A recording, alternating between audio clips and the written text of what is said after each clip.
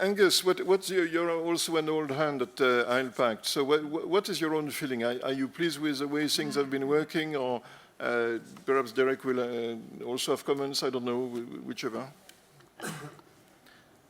I think for ILPACT itself, we were involved in the management of it, and I have no doubt that there is a need for an organisation such as ILPACT. I listened very carefully to what was being said about the Covenant of Mayors, but if you look at the different priorities that there are within islands, and that is why we're here. We're islands. We are different from other parts of the country. And I'll just maybe touch on a few things that affect us in particular, if you don't mind. One is issues of connection, of getting connection to the grid, getting connection to cellular electricity. That is a totally different issue for islands than it is for other parts of the country.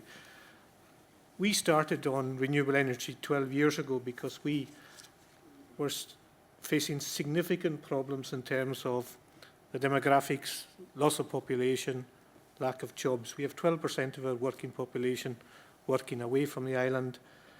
4 years ago, we had half the number of kids going into school that were coming out, and that just shows the issues we have. People having to go away to find work and taking families with them. So renewables in the islands, I think, can be a huge driver of change. They can be a huge driver of providing the means of people staying there. And that, again, is different, I would suggest, to what people who have signed to Covenant of Mayors are looking at. Maybe not all of them, but some of them. I think, too, the environmental issues on the islands are very, very different. And we have seen a lot of top-down environmental measures come into our islands which have stopped people living there. And we have to have a voice on these things, and renewables is right in the middle of that discussion.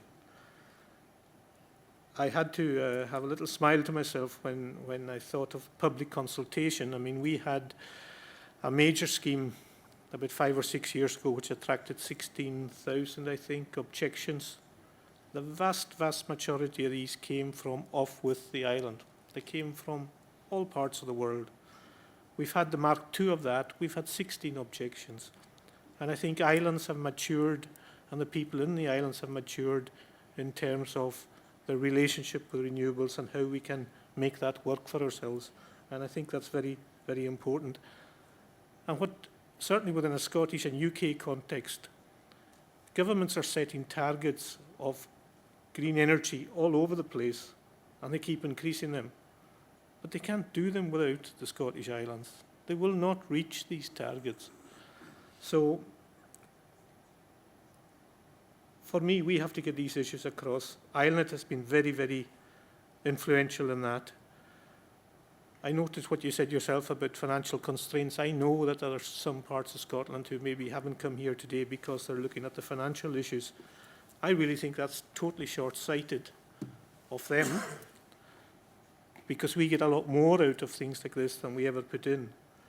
And I also think that if the European Commission looks at the small amount of funding that's needed to keep ILNET going, they should see too that they will get a lot more out of funding ILNET to continue than they ever put in. I go home from every one of these meetings with some lessons, and it's because I'm talking to islands who are the same issues as ourselves. And I always go back with something that improves things back home, with a new idea, a new suggestion. Okay, ILNET has to change a little bit. ILPACT has to change a little bit.